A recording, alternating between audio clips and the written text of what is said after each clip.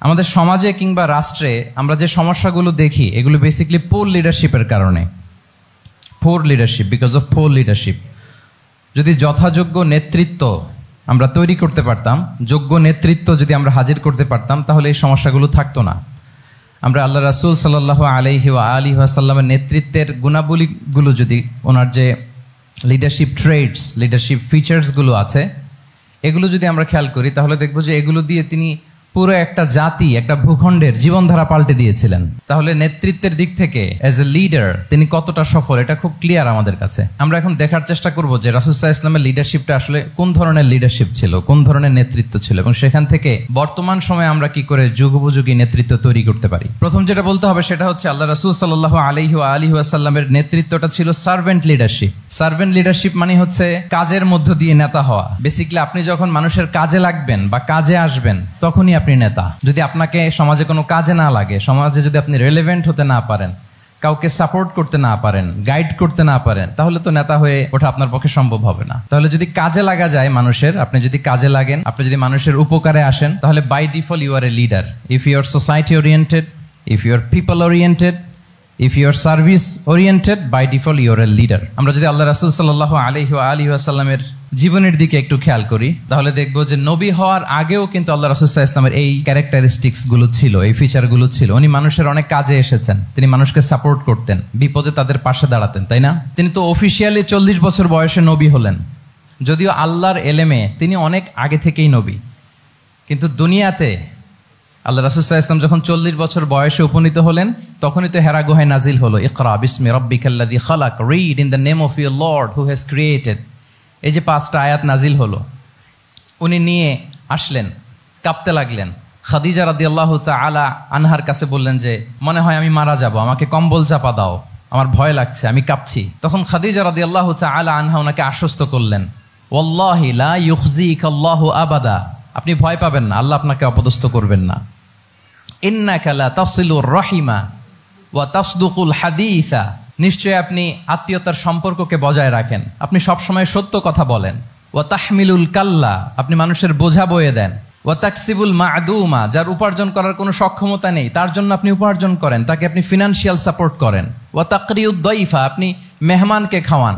ওয়া তুঈনু আলা নাওয়াইবিল হক, সত্য যেখানে বিপন্ন সেখানে আপনি সত্যের বীর সেনানী হয়ে দাঁড়িয়ে যান। তো এই ফিচার যাদের মধ্যে থাকে, এমন ব্যক্তিত্বকে আল্লাহ তাআলা কখনোই অপমান করতে পারেন না। আপনি চিন্তিত হবেন না, ডোন্ট ওয়ারি অ্যাবাউট ইট, কোনো ভয় নাই, কোনো চিন্তা নাই, আপনি আশ্বস্ত হন। তাহলে দেখেন, এই যে 6টা গুণের কথা খাদিজা রাদিয়াল্লাহু তাআলা আনহা বললেন, এগুলো কিন্তু রাসূল সাল্লাল্লাহু আলাইহি ওয়াসাল্লাম নবী হওয়ার আগের গুণ।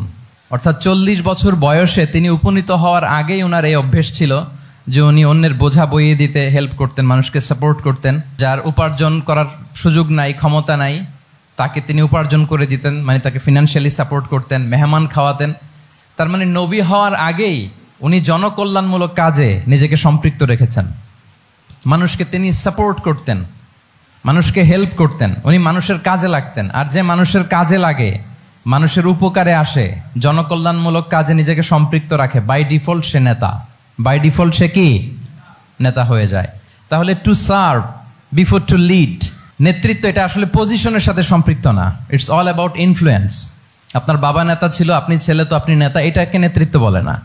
আপনি যদি মানুষকে প্রভাবিত করবার ক্ষমতা হাসিল করেন, মানুষের কাজে আসেন, আপনাকে যদি সমাজে কাজে লাগে, আপনি মানুষকে সাপোর্ট করেন, তখন আপনি নেতা হয়ে ওঠেন। তাহলে রাসূল সাল্লাল্লাহু আলাইহি ওয়াসাল্লামের লিডারশিপটা যদি বুঝতে হয়, প্রথম কথা হচ্ছে ওনার লিডারশিপের প্যাটার্নটা ছিল সার্ভেন্ট লিডারশিপ, মানে সার্ভিস দেওয়ার মধ্য দিয়ে উনি নেতা বনে গেছেন। নবী হওয়ার আগেই ওনার মধ্যে এই ট্রেড ছিল, উনি মানুষকে সার্ভিস দিতেন। আরবিতেও একটা কথা আছে, সাইয়্যিদুল কওমি খাদিমুহুম, মানে যিনি সমাজের নেতা তিনি হবে সমাজের সবচেয়ে বড় খাদেম। যিনি নেতা হবেন তিনি সমাজের সবচেয়ে বড় কি হবেন? খাদেম হবেন। আমি টোটাল 12টা পয়েন্ট আলোচনা করবার চেষ্টা করবো ইনশাআল্লাহ। প্রথম পয়েন্টটা হচ্ছে সার্ভেন্ট লিডারশিপ, মানে to serve before to lead. নেতা হওয়ার আগে খাদেম হইতে হবে। কি হইতে হবে? খাদেম হইতে পারলে আপনি বাই ডিফল্ট নেতা। তাহলে আল্লাহ রাসূল সাল্লাল্লাহু আলাইহি ওয়া আলিহি ওয়াসাল্লামের নেতৃত্বের প্রথম কথা হচ্ছে ওনার লিডারশিপ প্যাটার্নটা ছিল সার্ভেন্ট লিডারশিপ। এটা হচ্ছে নাম্বার 1। 2 নাম্বার কথা হচ্ছে নেতৃত্বের জন্য যেটা লাগে সেটা হচ্ছে কম্পিটেন্স। কিছু কম্পিটেন্স লাগে, এর মধ্যে অন্যতম কম্পিটেন্স হচ্ছে এলোকোয়েন্স, বাগ্মিতা, বক্তব্যের পারঙ্গমতা, এটা লাগে। মানে যিনি নেতা হবেন তিনি কথা বলতে জানতে হবে, কথা বলতে পারতে হবে। এবার বলেন তো আল্লাহ রাসূল সাল্লাল্লাহু আলাইহি ওয়াসাল্লামের এই কোয়ালিটিটা ছিল কি ছিল না? অসাধারণ কমিউনিকেশন স্কিল ছিল আল্লাহ রাসূল সাল্লাল্লাহু আলাইহি ওয়াসাল্লামের। এবং ওনার পাবলিক স্পিকিং এর যে কি দক্ষতা, আমরা ওনার বিভিন্ন বক্তব্যে, ওনার জুমার খুতবায়, ওনার বিভিন্ন আলোচনায়, বক্তব্যগুলো থেকে আমরা বুঝতে পারি। তাহলে নেতা হইতে হলে তার এলোকোয়েন্স লাগে, বাগ্মিতা লাগে। একজন মানুষ সর্বপ্রথম কোন জিনিসের প্রেমে পড়ে জানেন? কথার প্রেমে পড়ে। কিসের? কথার প্রেমে পড়ে। কথার ধরন, কণ্ঠস্বর, তার অ্যাটিটিউড, তার শব্দের জাদু, এটা মানুষের হৃদয়কে জয় করে ফেলে। আল্লাহ রাসূল সাল্লাল্লাহু আলাইহি ওয়াসাল্লাম তিনি নিজেও বলেছেন, ওয়া ইন্না মিনাল বায়ানি লা সিহরা, কিছু কিছু বক্তব্যের মধ্যে জাদু আছে। তো রাসূল সাল্লাল্লাহু আলাইহি ওয়াসাল্লামের এই এলোকোয়েন্স ছিল, এলোকোয়েন্স। তিনি বলতেন, উতিতু জাওয়ামিউল কালিম, আল্লাহ তাআলা আমাকে সর্বমর্ম বাচন ভঙ্গির অধিকারী করেছেন। মানে উনি যেটা বলতেন এটা ছিল very precise in wording but comprehensive in meaning. এটার যে দোতনা, এটার যে appeal to the heart of the people, to the heart of the listener, এটা অসাধারণ, মানুষের হৃদয়কে জয় করে ফেলতো। আল্লাহু আকবার। তাহলে নেতা হইতে হইলে তার কমিউনিকেশন স্কিল লাগবে, কি বলেন? লাগবে। এখন নেতা আসছে, উনি বক্তব্য করতে পারতেছে না, তাহলে কি নেতা হইতে পারবে? তাহলে পাবলিক স্পিকিং, কমিউনিকেশন স্কিল, এটা ইটস এ মাস্ট, এটা নেতার লাগবে। যেমনটি রাসূলুল্লাহ সাল্লাল্লাহু আলাইহি ওয়াসাল্লামের ছিল। উনি সর্বমর্ম বাচন ভঙ্গির অধিকারী ছিলেন। বলতেন কম, কিন্তু এটার অ্যাপিল ছিল অনেক বেশি, এটার ব্যাখ্যা হয়ে যেত অনেক। রাসূল সাল্লাল্লাহু আলাইহি ওয়াসাল্লামের সবচাইতে বড় ভাষণটি ছিল বিদায় হজের ভাষণ, খুব সম্ভবত। ওই ভাষণের টেক্সটগুলোকে যদি একসাথে করা হয়, আমার মনে হয় 10 মিনিটের বেশি লাগবে না ওই টেক্সটগুলো পড়তে। তার মানে সবচাইতে বড় যে ভাষণ ওনার, ওটা কত ছিল? 10 থেকে 12 মিনিটের ভাষণ ছিল। আমরা তো ঘন্টার পর ঘন্টা বক্তব্য করি, তারপরেও তো আমরা মানুষের মনকে খুশি করতে পারি না। উনি সেই যে 1400 বছর আগে 10 মিনিটের একটা ছোট্ট ভাষণ দিলেন, গোটা বিশ্ব আজও হাবুডুবু খায় ওই ভাষণের ভেতর, ঠিক কিনা বলেন? তাহলে উতিতু জাওয়ামিউল কালিম, আমি সর্বমর্ম বাচনভঙ্গির অধিকারী। সুবহানাল্লাহ, ভেরি প্রিসাইজ এন্ড ক্লিয়ার। কতটা প্রিসাইজ এন্ড ক্লিয়ার ছিল রাসূল সাল্লাল্লাহু আলাইহি ওয়াসাল্লামের বক্তব্য? আম্মা জান আয়েশা রাদিয়াল্লাহু তাআলা আনহা বলেন, লাউ আদ্দাহুল আদ্দু লা আহসাহু, তিনি যখন বক্তব্য করতেন, কেউ যদি চাইতো যে দেখি কয়টা শব্দ বললেন বক্তব্যে, কয়টা বাক্য বললেন, চাইলে মুহূর্তে গুনে ফেলা যেত সেটা। এত প্রিসাইজ এন্ড ক্লিয়ার বক্তব্য ছিল যে তিনি কয়টা বাক্য ব্যবহার করেছেন, কয়টা শব্দ ইউজ করেছেন এই বক্তব্যে, চাইলে যে কেউ গুনে ফেলতে পারত। এবং তিনি খুবই শুদ্ধ আরবিতে কথা বলতেন, আফসাহুল লিসান ছিলেন। বিশুদ্ধ ভাষায় কথা বলতে পারা এটা অনেক জরুরি। রাসূল সাল্লাল্লাহু আলাইহি ওয়াসাল্লাম অত্যন্ত বিশুদ্ধ আরবিতে কথা বলতেন। এবং বিশুদ্ধ আরবি জানাটা বা বিশুদ্ধ ভাষাটা এত জরুরি যে আল্লাহ তাআলা তার প্রিয় হাবিবকে এই বিশুদ্ধ ভাষা শেখানোর জন্য মায়ের বুকের দুধ খাওয়া থেকে বঞ্চিত রেখেছিলেন। আমি আবারও বলছি, বিশুদ্ধ ভাষাটা এত জরুরি যে আল্লাহ তাআলা তার প্রিয় হাবিবকে মায়ের বুকের দুধ থেকে বঞ্চিত রেখেছেন শুধু বিশুদ্ধ ভাষার জন্য। তিনি কিন্তু মায়ের বুকের দুধ খেতে পারেন নাই। হালিমাতুস সাদিয়ার সাথে সেই বনু সাদ গোত্রে চলে গিয়েছেন, সেখানে ছিলেন। হালিমাতুস সাদিয়া ওনাকে দুধ খাইয়েছেন। এরপরে যখন মরুভূমির চমৎকার পরিবেশে একেবারে বিশুদ্ধ আরবি তিনি শিখেছেন, আবার শিশু মুহাম্মদ সাল্লাল্লাহু আলাইহি ওয়াসাল্লামকে তিনি তার মায়ের কাছে ফিরিয়ে দিয়েছেন। তাহলে চিন্তা করে দেখেন যে বিশুদ্ধ ভাষার জন্য মায়ের বুকের দুধকে স্যাক্রিফাইস করা হয়েছে। আল্লাহু আকবার। তাহলে আম্মা জান আয়েশা রাদিয়াল্লাহু তাআলা আনহা বলতেন, লাউ আদ্দাহুল আদ্দু লা আহসাহু, চাইলে যে কেউ গুনতে পারতো যে তিনি প্রিয় নবীজি কয়টা বাক্য বললেন, কয়টা শব্দ, এত প্রিসাইজ এন্ড ক্লিয়ার ছিল। অন্য বর্ণনায় এসেছে, কানা ইয়াতাকাল্লামু বিকালামিন বাইনাহু ফাসলুন, তিনি এমন ভাবে কথা বলতেন, কথার মাঝখানে মাঝখানে পজ দিতেন। কি দিতেন? পজ দিতেন, মানে একটু থামতেন যাতে করে শ্রোতারা বুঝতে পারে। ইয়াতাকাল্লামু বিকালামিন বাইনাহু ফাসলুন, বলতে বলতে মাঝে মাঝে একটা পজ দিতেন যাতে সবাই বুঝতে পারে। ইয়াহফাযুহু মান জালাসা ইলাই, আশেপাশে যারা বসতো তারা সহজে এটা মুখস্থ করে ফেলতে পারে। পজ দিয়ে দিয়ে, থেমে থেমে, এত চমৎকার করে ওনার প্রেজেন্টেশন ছিল, বক্তব্য মালাগুলো ছিল, ফলে যারা শুনতেছে ইজিলি মুখস্থ করে ফেলতে পারত। এবং গুরুত্বপূর্ণ কথা তিনি এমফাসাইজ করতেন, 3 বার বলতেন। একবার তিনি বলতেছেন, আত্তাকওয়া হা হুনা হা হুনা হা হুনা ওয়া ইউশিরু ইলা সাদরিহি সালাসা মাররাত, তাকওয়াকে তিনি এখানে রেফার করেছেন। আমরা তো মনে করি তাকওয়া সব ঢুকে গেছে এখানে, তাকওয়া ঢুকে গেছে টুপিতে, তাকওয়া ঢুকে গেছে জামাতে, এগুলো তাকওয়ার একটা নমুনা। কিন্তু আল্লাহ রাসূল সাল্লাল্লাহু আলাইহি ওয়াসাল্লাম বলেছেন তাকওয়া এখানে এখানে এখানে, এভাবে 3 বার তিনি ইঙ্গিত করেছেন। গুরুত্বপূর্ণ কথাকে তিনি এভাবে এমফাসাইজ করতেন। মাঝে মাঝে এমন আবেগঘন বক্তব্য উপস্থাপন করতেন, সাহাবারা অশ্রুসিক্ত হতো। ওয়াজিলাত মিনহাল কুলুব যারাফাত মিনহাল উয়ুন, সাহাবারা বলতেন যে আমরা অশ্রুসিক্ত হতাম, আমাদের হৃদয় বিগলিত হতো। এত চমৎকার মর্মস্পর্শী বক্তব্য তিনি করতেন। এটা প্রেক্ষাপটের আলোকে। আবার যুদ্ধের ময়দানে যখন কমান্ড করতেন, তখন আলা সাউতু, ওয়াশতাদ্দা গদাবু, তিনি রেগে যেতেন, উঁচু কণ্ঠে তিনি কথা বলতেন, মনে হচ্ছে একজন সেনাবাহিনীর কমান্ডার তার ব্যাটালিয়নকে কমান্ড করছেন। আল্লাহু আকবার। তাহলে বক্তব্যের যত দিক হতে পারে, স্লো মোশনে তেজস্বী বক্তব্য, খুব জ্বালাময়ী বক্তব্য, আবার মর্মস্পর্শী বক্তব্য, সব ধরনের বক্তব্য তিনি করতেন। সুবহানাল্লাহ। তাহলে এলোকোয়েন্স, 2 নাম্বার হচ্ছে এলোকোয়েন্স। কম্পিটেন্সের খুব গুরুত্বপূর্ণ একটা অংশ হচ্ছে এলোকোয়েন্স, বাগ্মিতা। এটা একজন নেতার থাকা চাই। কি বলেন? একজন নেতার এরকম বক্তব্য দিতে জানতে হবে না? আল্লাহ রাসূল সাল্লাল্লাহু আলাইহি ওয়া আলিহি ওয়াসাল্লাম তিনি ঠিক এইভাবে বক্তব্য করতেন। মাঝে মাঝে তিনি ইমোশনাল ইন্টেলিজেন্স ইউজ করতেন, মানে আবেগ অনুভূতিকে নাড়িয়ে দিয়ে শ্রোতাকে প্রভাবিত করে ফেলা। স্পিরিচুয়াল ইন্টেলিজেন্স বা ইমোশনাল ইন্টেলিজেন্স তিনি বক্তব্যের মধ্যে ব্যবহার করতেন। এমনভাবে তিনি নসিহাত করতেন, এমনভাবে কথা বলতেন, মানুষের আবেগ অনুভূতিকে তিনি নাড়িয়ে দিতেন। আল্লাহু আকবার। ছোট্ট একটা উদাহরণ এখানে আমি হাজির করি। আপনারা হুনাইনের যুদ্ধের কথা নিশ্চয়ই শুনেছেন। কত হিজরিতে হয়েছিল? 8ম হিজরি। তার মানে মক্কা বিজয়ের ইমিডিয়েট পরেই, কয়েক সপ্তাহ পরেই তো হুনাইনের যুদ্ধ হয়েছিল। তো এই হুনাইনের যুদ্ধে অনেক ওয়ার বুটিজ মুসলমানদের করতলগত হয়েছিল, মানে অনেক গানিমাত, অনেক সম্পদ ওনারা যুদ্ধ শেষে যুদ্ধলব্ধ সম্পদ হিসেবে পেয়েছিলেন। 24,000 উট, প্রায় 40,000 ভেড়া, এত পরিমাণ গানিমত যখন রাসূল সাল্লাল্লাহু আলাইহি ওয়াসাল্লাম পেলেন, তিনি এগুলো বন্টন করতে শুরু করলেন। কিন্তু রাসূল সাল্লাল্লাহু আলাইহি ওয়াসাল্লাম তিনি বন্টন করতে যে আনসারি সাহাবীদেরকে, অর্থাৎ মদিনার যে সাহাবারা, তাদেরকে কিছুই দিলেন না, বরং তিনি মক্কার সাহাবাদেরকে দিলেন, অন্যান্য গোত্রের লোকদেরকে দিলেন, আশেপাশের সবাইকে দিলেন, কিন্তু দিলেন না কাদেরকে? আনসারি সাহাবীদেরকে। তো ফলে এত বিশাল ওয়ার বুটিজ, এর মধ্যে থেকে কিছুই আনসারিরা পেল না। ওনাদের মধ্যে ক্ষোভের জন্ম নিল। ক্ষোভ থেকে ওনারা সমালোচনা করতে আরম্ভ করলেন আল্লাহ রাসূল সাল্লাল্লাহু আলাইহি ওয়াসাল্লামের। এবং সমালোচনা করতে করতে এটা এমন পর্যায়ে চলে গেল, এক পর্যায়ে তারা বলতে আরম্ভ করলো যে আমরা ওনার জন্য জান দিলাম, জীবন দিলাম, আজকে উনি এত সম্পদ পেয়ে সব নিজ এলাকার লোকদের মাঝে বন্টন করে দিল, এটা কি ঠিক করলো উনি? আল্লাহ তাআলা আল্লাহর নবীকে ক্ষমা করুক। মানে কেমন যেন রাসূল একটা ভুল করে ফেলছেন, রাসূল সাল্লাল্লাহু আলাইহি ওয়াসাল্লাম ওনাদেরকে দিতে বাধ্য ছিলেন, এটা যেহেতু দেন নাই, আল্লাহ তার রাসূলকে ক্ষমা করুক, এরকম একটা কথা তারা বলে ফেললেন। এটা তো অনেক বড় কথা। আল্লাহ রাসূল সাল্লাল্লাহু আলাইহি ওয়া আলিহি ওয়াসাল্লাম যখন এই কথা শুনলেন, তখন তিনি আনসারী সাহাবীদেরকে জড়ো করে একটা গেট টুগেদার করে এমন ইমোশনালি ওনাদেরকে কাবু করলেন, ইমোশনাল ইন্টেলিজেন্স ইউজ করলেন। এখানে তারা এসেছিল ক্ষোভ নিয়ে, অসন্তোষ নিয়ে, পরে সবাই কান্না করে রাসূল সাল্লাল্লাহু আলাইহি ওয়াসাল্লামের কাছে ক্ষমা চেয়ে সেই মজলিস থেকে উঠতে বাধ্য হয়েছে। তিনি সবাইকে ডেকে বললেন, ইয়া মা'আশারাল আনসার আলাম আতিকুম দুল্লালান ফাহাদাকুমুল্লাহ ওয়া আলাতান ফাআগনাকুমুল্লাহ ওয়া আ'দাআন ফাআল্লাফাল্লাহু বাইনা কুলুবিকুম। চমৎকার চমৎকার এক্সপ্রেশন, যে ওহে আনসাররা, আমি কি তোমাদেরকে পথভ্রষ্ট পাইনি, পথহারা পাইনি? আমার ওসিলায় তোমরা হেদায়েতের দেখা পেয়েছো। আমি কি তোমাদেরকে নিঃস্ব পাইনি? আমার ওসিলায় তোমরা সমৃদ্ধ হয়েছো, সম্পদশালী হয়েছো। আমি কি তোমাদেরকে যুদ্ধরত অবস্থায় পাইনি? আউস খাজরাজ তোমরা তো ফাইট করতেছিলে ইচ আদার।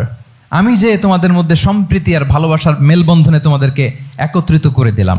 আওয়াজাতুম ফি আনফুসিকুম ফি লুআআতিম মিনাদ দুনিয়া। আর দুনিয়ার সামান্য কিছু জিনিসের কারণে তোমরা মনে কষ্ট পাচ্ছ, যেটা দিয়ে আমি কিছু মুসলিমদের হৃদয়কে আকৃষ্ট করছিলাম। তা আল্লাফতু বিহা কওমান লিউসলিমু ওয়া ওয়াকালতুকুম ইলা ইসলামিকুম। আমি কিছু মুসলিমদেরকে এগুলো দিয়ে তাদের হৃদয়টাকে ইসলামের প্রতি আরো অ্যাট্রাক্টেড করতেছিলাম, আর তোমাদেরকে তোমাদের ইসলামের উপরই আমি ছেড়ে দিয়েছি। আমি জানি আমার আনসাররা, তাদের হৃদয়ে যে ইসলাম আছে এটাই তাদের জন্য যথেষ্ট। আমা তারদাউনা আইয়াযহাবান নাসু বিশাতি ওয়াল বাঈর ওয়া তারজিউনা বিরাসূলিল্লাহি ফি রিহালিকুম। Won't you be happy that people go back to their country with sheep and camel, and you go back to your country with Rasulullah? Allahu Akbar. তোমরা কি এতে খুশি হবে না? মানুষ উট আর ভেড়া নিয়ে তাদের এলাকায় ফিরবে, আর তোমরা আল্লাহর রাসূলকে নিয়ে তোমাদের এলাকায় ফিরবে। এরকম একটার পর একটা ইমোশনালি রাসূল সাল্লাল্লাহু আলাইহি ওয়াসাল্লাম যখন আনসার সাহাবীদেরকে কাবু করতে লাগলেন, ওনারা এমনভাবে কান্নার রোল জুড়ে দিল, এমনভাবে অনুতপ্ত হলো, কাঁদতে শুরু করলো। পরে এরা বলতে আরম্ভ করলো, আমি তো 2-1 বাক্য বললাম, লম্বা চূড়া মন মাতানো বক্তব্য, হৃদয় স্পর্শী বক্তব্য। তারা বললো, ইয়া রাসূলুল্লাহ, আমরা শুধু আপনাকে পেয়েই খুশি। রাসূল সাল্লাল্লাহু আলাইহি ওয়াসাল্লাম বলেন, গোটা বিশ্বের মানুষ যদি এই পথ ধরে আর আনসারীরা যদি এই পথ ধরে, আমি এই পথ ছেড়ে দিয়ে আনসারীদের পথে হাঁটবো। আল্লাহ তুমি আনসারদের ক্ষমা করো, তাদের সন্তানদের ক্ষমা করো, তাদের নাতিদেরকে ক্ষমা করো। এভাবে মর্মস্পর্শী বক্তব্য যখন ইমোশনাল ইন্টেলিজেন্স দিয়ে যখন রাসূল সাল্লাল্লাহু আলাইহি ওয়াসাল্লাম বললেন, সব আনসারী সাহাবারা কাঁদতে আরম্ভ করলেন। সবাই ফাবাকাল কওমু হাত্তা আখদালু লুহাহুম, তাদের প্রত্যেকের দাড়ি ভিজে গেল, এমন কান্না জুড়ে দিল। আল্লাহু আকবার। তাহলে এটা ছিল রাসূল সাল্লাল্লাহু আলাইহি ওয়াসাল্লামের বক্তব্যের মাধ্যমে শ্রোতাদের মাঝখানে প্রভাব সৃষ্টি করার ক্ষমতা। চিন্তা করতে পারেন, হৃদয় কেঁপে ওঠে না এই কথা শুনলে? Won't you be happy? People go back to their home with sheep and camel and you take the messenger of Allah with you. মানুষ ছাগল ভেড়া নিয়ে ফিরতেছে, তোমরা তো আল্লাহর নবীকে নিয়ে ঘরে ফিরতেছো। আল্লাহু আকবার।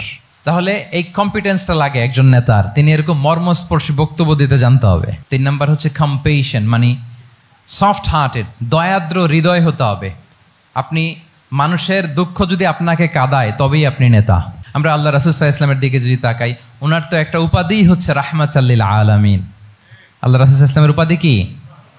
ওমা আরসালনাকা ইল্লা রাহমাতাল লিল আলামিন, we have not sent you but as mercy for all the worlds. নবী হে, আপনাকে সবার জন্য আমি মার্সি করে পাঠিয়েছি, রাহমা করে পাঠিয়েছি। আপনি সবার জন্য রহমত, মানুষের জন্য, ম্যানকাইন্ড, জিনকাইন্ড, অ্যানিমালস, সবার জন্য আপনি রাহমা। রাসূল সাল্লাল্লাহু আলাইহি ওয়াসাল্লাম কতটা দয়াদ্র ছিল। আল্লাহ তাআলা অন্য আয়াতে বলছেন, ফাবিমা রাহমাতিম মিনাল্লাহি লিনতা লাহুম ওয়ালাউ কুনতা ফাযযান গালিযাল কলবি লানফাদ্দু মিন হাওলিক। নবী হে, লিনতা লাহুম, সবার জন্য আপনি সফট হার্টেড হয়েছেন আল্লাহর অনুগ্রহে। যদি আপনি সফট হার্টেড না হয়ে আপনি যদি কঠোর হৃদয়ের অধিকারী হতেন, তাহলে এখন লোকেরা যেমনি আপনাকে ঘিরে রাখে, আপনার চারিপাশে সবাই ঘিরে রাখতো না। আল্লাহু আকবার। সাহাবারা সব সময় রাসূল সাল্লাল্লাহু আলাইহি ওয়াসাল্লামের সঙ্গ পেতে চাইতো, অ্যাকম্পানি চাইতো, ঘিরে রাখ। এমনকি অনেক সাহাবী ঘরে ভালো না লাগলে রাসূল সাল্লাল্লাহু আলাইহি ওয়াসাল্লামের কাছে চলে আসতো। এমনকি অনেক সাহাবী বলতেন যে আমার পেটে ক্ষুধা লাগলেই আমি রাসূলের কাছে যেতাম, কারণ রাসূলের চেহারা দেখলে আমার পেটের ক্ষুধা উধাও হয়ে যেত। ফাবিমা রাহমাতিম মিনাল্লাহি লিনতা লাহুম। নবী হে, আল্লাহর অনুগ্রহে আপনি কোমলভাষী হয়েছেন। কোমল হৃদয়ের হওয়া, সফট হার্টেড হওয়া, দয়াদ্র চিত্তের হওয়া, এটা অন্যতম একটা লিডারশিপ ট্রেট।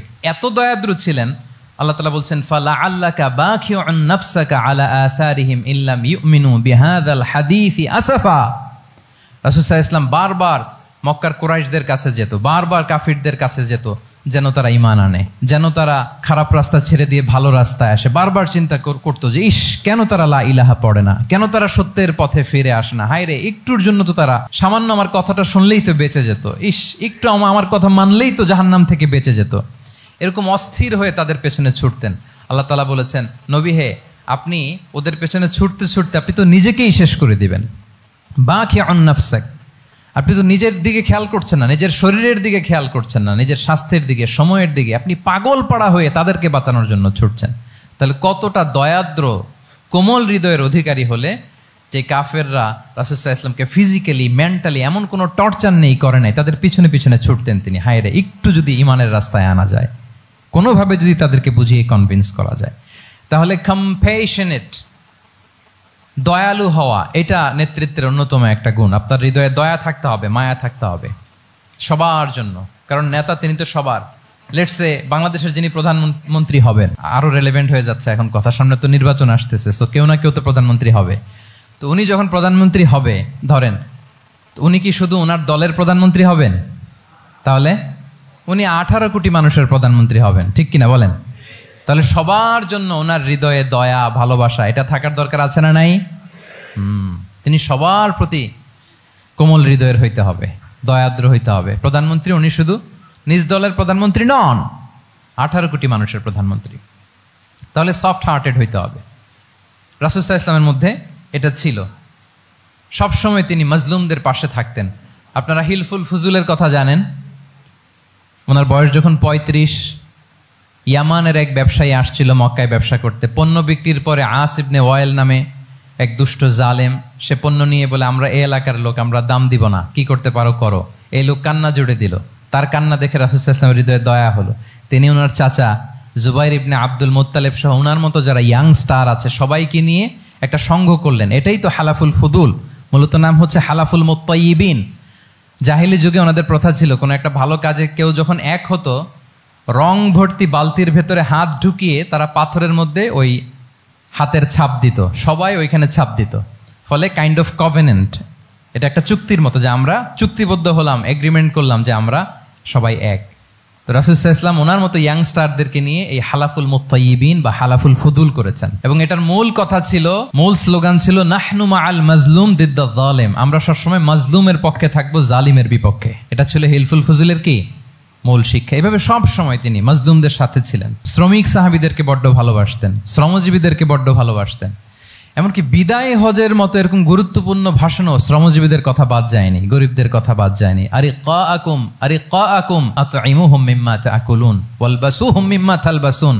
খবরদার, সেদিনও বলেছিলেন সেই বিদায় হজের ভাষণে, তোমরা তোমাদের শ্রমজীবী লোকদের কথা ভুলে যেও না, তোমাদের স্টাফদের কথা, তোমাদের দাস দাসীদের কথা। তোমরা যা খাবে সেখান থেকে তাদেরও খাওয়াবে, তোমরা যে পোশাক পরবে সেখান থেকে তাদেরও পোশাকের ব্যবস্থা করবে। আল্লাহু আকবার। তাহলে রাহমাতাল লিল আলামিন, তিনি ছিলেন কম্পেশনের, দয়ালু হৃদয়ের অধিকারী। 4 নম্বরে হচ্ছে ইন্টেগ্রিটি। ইন্টেগ্রিটি মানে সততা, নৈতিকতা থাকতে হবে। এটা অন্যতম একটা লিডারশিপ ট্রেট। এটার বড় ক্রাইসিস এখন ইন্টিগ্রিটির। রাসূল সাল্লাল্লাহু আলাইহি ওয়াসাল্লামের লিডারশিপটা ছিল এথিক্যাল লিডারশিপ, কিন্তু এইটার অনেক বড় ক্রাইসিস আমাদের সমাজে, আমাদের নেতৃত্বের মাঝে। কি বলেন? নৈতিকতার ঘাটতি আছে না? নৈতিকতা বিবর্জিত নেতৃত্ব, এটা দিয়ে কিছুই হয় না। একটা জাতির ধ্বংসের জন্য নৈতিকতা বিবর্জিত নেতৃত্বই যথেষ্ট। এজন্য নৈতিকতা লাগবে, ইন্টিগ্রিটি, সততা। আমরা যদি আল্লাহ রাসূল সাল্লাল্লাহু আলাইহি ওয়াসাল্লামের নেতৃত্বের দিকে তাকাই, ওনার সততা, ওনার সত্যবাদিতা, ওনার আমানতদারিতা নিয়ে যদি আমরা একটু সিরাতের পরতে পরতে খেয়াল করি, এমনকি নবী হওয়ার আগে যদি খেয়াল করি, তাহলে দেখব যে মক্কার লোকেরা আল্লাহ রাসূল সাল্লাল্লাহু আলাইহি ওয়াসাল্লামকে আস-সাদিক, আল আমিন উপাধিতে ভূষিত করেছেন। সুবহানাল্লাহ, মানে সত্যবাদী, ট্রুথফুল এন্ড ট্রাস্টওয়ার্দি। স্বয়ং মক্কার লোকেরা, মক্কার মুশরিকরা রাসূল সাল্লাল্লাহু আলাইহি ওয়াসাল্লামকে উপাধি দিয়েছিলেন আল আমিন। কি উপাধি দিয়েছিলেন? আল আমিন। তার মানে কখনো মিথ্যা বলেননি, কখনো আমানতের খেয়ানত করেননি। যখন আয়াত নাজিল হলো ওয়া আনজির আশিরাতাকাল আকরাবিন, হে নবী আপনি আপনার নিকট আত্মীয়দেরকে সতর্ক করুন জাহান্নামের আযাবের, তিনি সাফা পাহাড়ের চূড়ায় উঠে গেলেন, ডাকতে আরম্ভ করলেন, ও মক্কার লোকেরা, ও আমার আত্মীয়রা, আমি যদি বলি এই পাহাড়ের পেছনে একদল ঘোড়সাওয়ার সশস্ত্র ব্যাটালিয়ন তোমাদেরকে এখনই অ্যাটাক করবে, তোমরা কি বিশ্বাস করবে? আকুনতুম মুসাদ্দিকিয়া, আমার কথা বিশ্বাস করবে? মক্কাবাসী এক বাক্যে কি বলেছিল জানেন? তারা বলেছিল নাম, অবশ্যই বিশ্বাস করবে। কেন বিশ্বাস করবে? বলে যে মা জাররাবনা আলাইকা ইল্লা সিদকা, we have never ever experienced a single lie from you in our life. আমরা জীবনে কোনোদিন তোমার মিথ্যা বলতে শুনি নাই। আল্লাহু আকবার। কি নিঃসংকোচ স্বীকৃতি এলাকার লোকদের। এইটা আমাদের সমাজে অনেক বড় ক্রাইসিস, আমানতদারিতা, ট্রাস্টওয়ার্দিনেস। সো এখান থেকে আমাদের শিখতে হবে, অনেক কিছু রিভাইজ করতে হবে আমাদেরকে। এই যে নতুন বাংলাদেশের চমৎকার সময় এসেছে, আর 54 বছরও হয়তো আমরা এই সুযোগ পাবো না। এজন্য আমাদেরকে শিখতে হবে রাসূল সাল্লাল্লাহু আলাইহি ওয়াসাল্লামের যে ইন্টিগ্রিটি, ওনার যে ট্রাস্টওয়ার্দিনেস, এই আমানতদারিতা থেকে আমাদেরকে শিখতে হবে। তাহলে নেতাকে আস্থার জায়গা তৈরি করে নিতে হয়। রাসূল সাল্লাল্লাহু আলাইহি ওয়াসাল্লাম এটা ধীরে ধীরে তৈরি করেছেন। আপনারা জানেন যে উনি নবুয়তের আগে পার্টনারশিপে বিজনেস করতেন খাদিজা রাদিয়াল্লাহু তাআলা আনহার সাথে, মানে খাদিজা রাদিয়াল্লাহু তাআলা আনহার ইনভেস্টমেন্ট আর উনি শ্রম দিতেন। তো উনি সিরিয়াতে গিয়েছেন পণ্য নিয়ে, মালামাল নিয়ে। ওনার ব্যবসা বাণিজ্যের ধরন কেমন এটা দেখবার জন্য খাদিজা রাদিয়াল্লাহু তাআলা আনহা ওনার এক বান্ধবীকে পাঠিয়েছিলেন ওই ক্যারাভ্যানে, ওই কাফেলায়। নাম ছিল মাইসারা। তো মাইসারাকে বলেছে, মাইসারা তুমি দেখবা যে টাকা পয়সা আবার উল্টাপাল্টা করে কিনা, ঠিকঠাক মতো ব্যবসা করে কিনা, আমার huge investment, on behalf of me তুমি এই ক্যারাভ্যানে থাকবে আর দেখবে যে মোহাম্মদ ঠিকঠাক বিজনেসটা করে কিনা।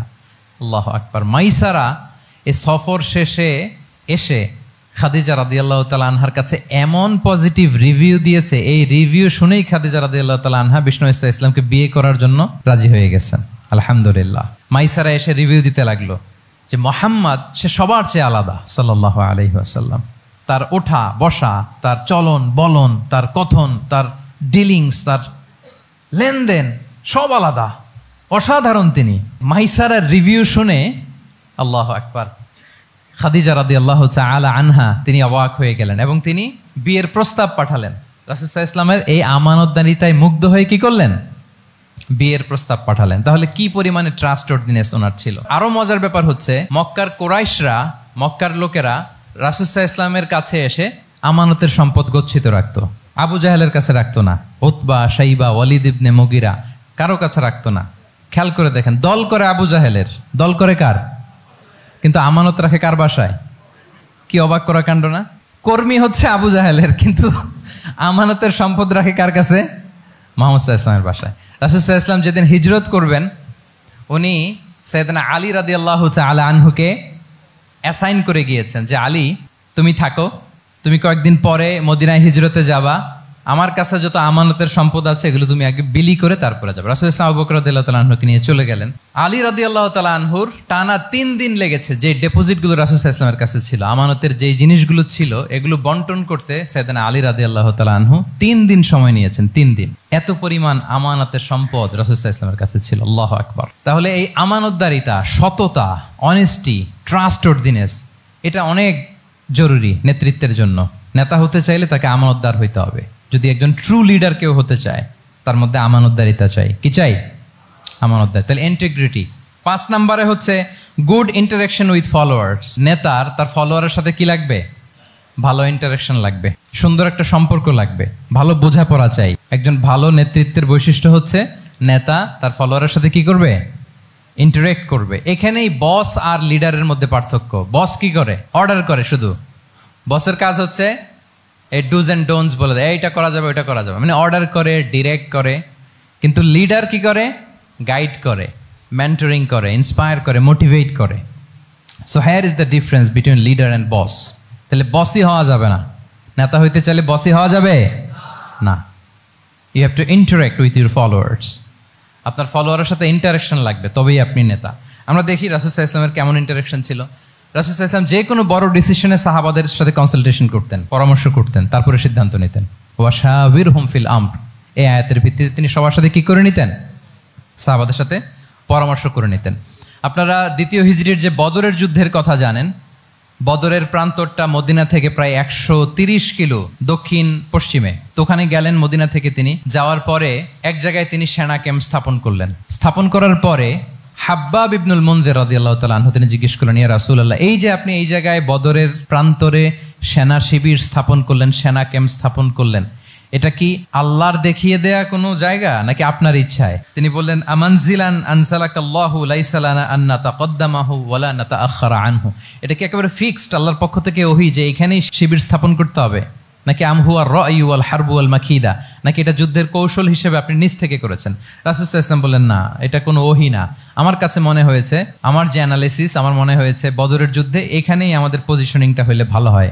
হাব্বাব ইবনে মুনজির রাদিয়াল্লাহু তাআলা আনহু বলেন, না, ইদান লাইসা হাযা বিমানসিল ইয়া রাসূলুল্লাহ, তাহলে এইখানে যদি আপনার নিজ থেকে আপনি এটা ডিসাইড করেন, আমি আপনার অনুমতিক্রমে বলতে চাই ইয়া রাসূলুল্লাহ, এটা সুন্দর জায়গা হয়নি। সুন্দর জায়গা হয়নি? তাহলে কোথায়? হাব্বাব বললেন, ওইখানে, ওই যে বদরের একটা কুয়া আছে, এখানে পানির সোর্স আছে। আমরা যদি ওইখানে একটা ব্লকেট দিয়ে দাঁড়াতে পারি, তাহলে কুরাইশরা এসে আর পানি খেতে পারবে না। ওরা পানি না খেয়েই মরবে, যুদ্ধেও মরবে, পানির অভাবেও মরবে। আল্লাহু আকবার। এক মুহূর্ত দেরি করলেন না রাসূল সাল্লাল্লাহু আলাইহি ওয়াসাল্লাম। এই অপিনিয়ন পাওয়ার সাথে সাথেই বললেন, এই সেনা ক্যাম্প এখান থেকে উঠে হাব্বাব যেখানে বলেছে ওইখানে যে সেনা শিবির স্থাপন করো। 1 সেকেন্ডও দেরি করেন নাই। তাহলে কোনো ইগোইস্টিক ঝামেলা ছিল না। ভেরি অ্যাকোমোডেটিভ ছিলেন রাসূল সাল্লাল্লাহু আলাইহি ওয়াসাল্লাম। আমরা অনেক সময় নতুন কোনো কথা শুনলে, কোনো রিফর্ম শুনলে, শ্রোতাদের মধ্যে থেকে কিছু একটা শুনলে আটকে উঠি, চেঞ্জ করতে চাই না, রিজিড হয়ে থাকে। এই রিজিডিটি রাসূল সাল্লাল্লাহু আলাইহি ওয়াসাল্লামের মধ্যে ছিল না। ভেরি অ্যাকোমোডেটিভ ছিলেন, ইজিলি ওপেন আপ করতে পারতেন। মুহূর্তেই বলেন, ঠিক আছে, আমি যেখানে করেছি আসলে ঠিক হয় না। হাব্বাব যেখানে বলেছে সবাই ওখানে যে সেনা ক্যাম্প স্থাপন করো। আল্লাহু আকবার। উনি চাইলে বলতে পারতেন, এই হাব্বাব, তুমি কি আমার চেয়ে বেশি বুঝো? আমি তো নবী, তুমি আমার উম্মাহ, আমার কাছে ওহী আসে। কোনো ধরনের আর্গুমেন্টে না যে সরাসরি রাসূল সাল্লাল্লাহু আলাইহি ওয়াসাল্লাম এটাকে মেনে নিলেন। আল্লাহু আকবার। তাহলে এই যে ইন্টারাকশন, দেখেন কত চমৎকার ইন্টারাকশন ছিল সাহাবীদের সাথে রাসূলুল্লাহ সাল্লাল্লাহু আলাইহি ওয়া আলিহি ওয়াসাল্লামের। তাহলে good interaction with your followers, এটা জরুরি। আমরা যদি খন্দকের ঘটনা দেখি, খন্দকের যে পরীক্ষা খনন করা হয়েছিল, এটা কিন্তু কোনো মদিনার বা মক্কার কোনো আরাবিয়ান সাহাবাদের কাছ থেকে এই পরামর্শ আসেনি। এসেছে কার কাছ থেকে?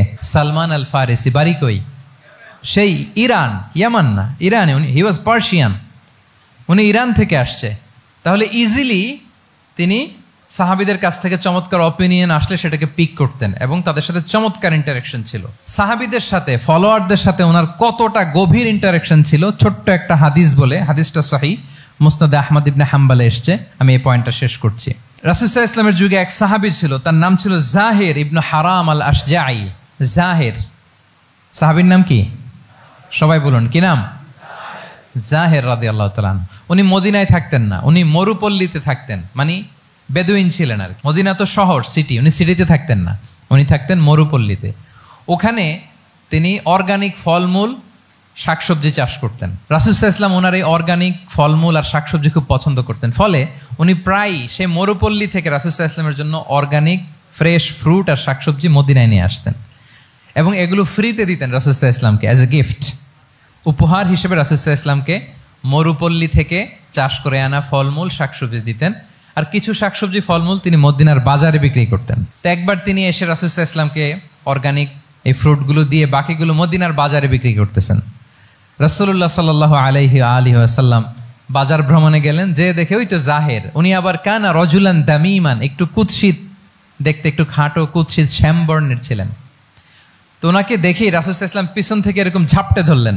উনি তো দেখতে পারতেছেন না কে ধরলো। উনি বলে মান হাদা আরসিলনি, এই ছাড়ো ছাড়ো, কে কে, এই কোন লোক আমারে ধরলো, ছাড়ো ছাড়ো করে অস্থির। যখন পিছনে ফিরে দেখে আল্লাহ রাসূল সাল্লাল্লাহু আলাইহি ওয়াসাল্লাম এখন আর ছাড়াছাড়ি করে না, এখন ওনার পিঠটা রাসূল সাল্লাল্লাহু আলাইহি ওয়াসাল্লামের বুক মোবারকের দিকে আরো লাগাই দিচ্ছে এইভাবে। সুবহানাল্লাহ।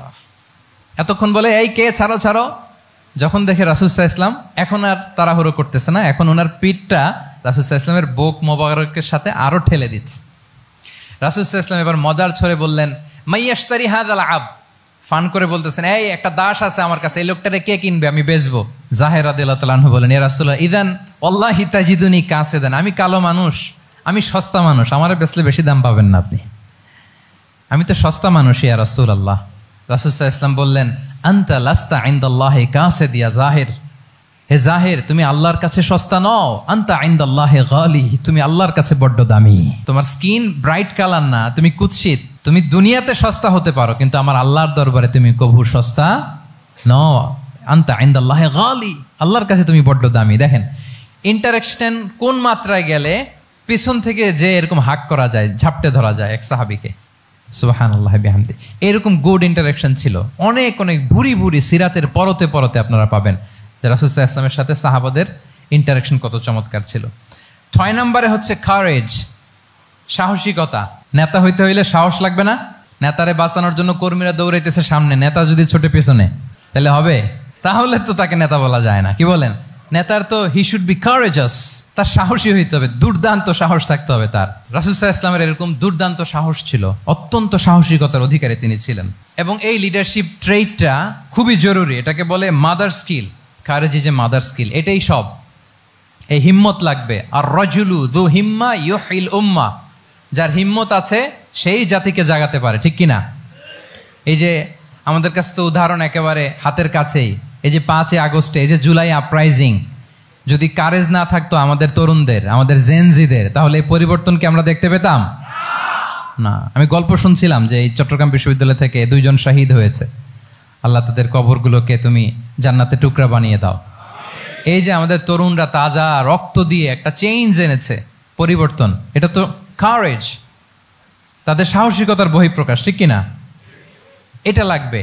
কেউ যদি লিড দিতে চায়, লিডার হতে চায়, তার এটা লাগবে, মাস্ট। রাসূল সাল্লাল্লাহু আলাইহি ওয়াসাল্লাম অত্যন্ত সাহসী ছিলেন। 2-1টা উদাহরণ আমরা সিরাত থেকে দেখি। একবার মদিনাতে রাত্রিবেলা বিকট একটা আওয়াজ হলো, বিকট এত আওয়াজ, সবাই ঘুম থেকে জেগে গেল।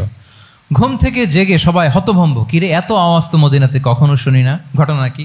কেউ ঘোড়া নিয়ে, কেউ উট নিয়ে, কেউ খচ্চর নিয়ে, কেউ এমনি খালি পায়ে ছুটতে আরম্ভ করলো আওয়াজের দিকে, দেখি যাই কোথায় কি হলো। সবাই ছুটতে ছুটতে মাঝপথে যেয়ে দেখে রাসূল সাল্লাল্লাহু আলাইহি ওয়াসাল্লাম আওয়াজ কোথায় হয়েছে, কোত্থেকে হয়েছে দেখে ফিরে আসতেছে, আর বলতেছে লান তুরাউ, ডোন্ট ওয়ারি, আরে ভয় নাই, দেখে আসছি আমি, আল্লাহু আকবার, ভয় নাই, আমি দেখে আসছি, এভরিথিং ইজ ফাইন দেয়ার, সব ঠিক আছে, যাও ফিরো মদিনায় ফিরো। সবাই ভয় পেয়ে ঘোড়া টোরা ওট হাঁকিয়ে ছুটতে আরম্ভ করছে। অনেক দূর যাওয়ার পরে দেখে রাসূল সাল্লাল্লাহু আলাইহি ওয়াসাল্লাম আবু তালহা রাদিয়াল্লাহু তাআলা আনহুর একটা খুবই ক্ষিপ্ত ঘোড়া নিয়ে উনি দেখে ভিজিট করে ফিরে আসতেছেন। সুবহানাল্লাহ। তাহলে বিপদ ঘটলে নেতা থাকতে হবে কই, সামনে না পেছনে? আমাদের নেতারা থাকে কই? নাকি পেছনেও খুঁজে পাওয়া যায় না?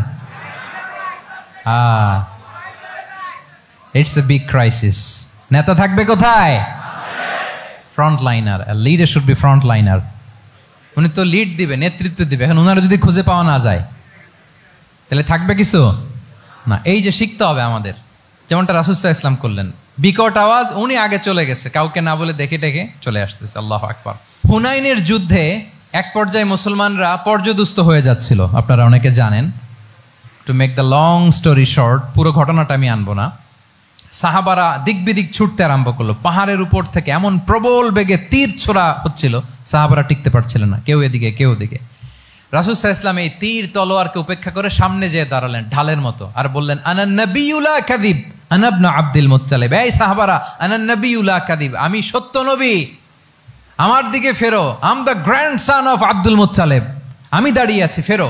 রাসূল সাল্লাল্লাহু আলাইহি ওয়াসাল্লামের যখন এই সাহসী স্টেটমেন্ট তারা পেলেন, আবার আল্লাহু আকবার ধ্বনি নিয়ে সাহাবারা সামনের দিকে এগিয়ে গেছেন। এই যে আগালেন, আর পিছু ফিরলেন না, হুনাইন জয় করেই ছাড়লেন।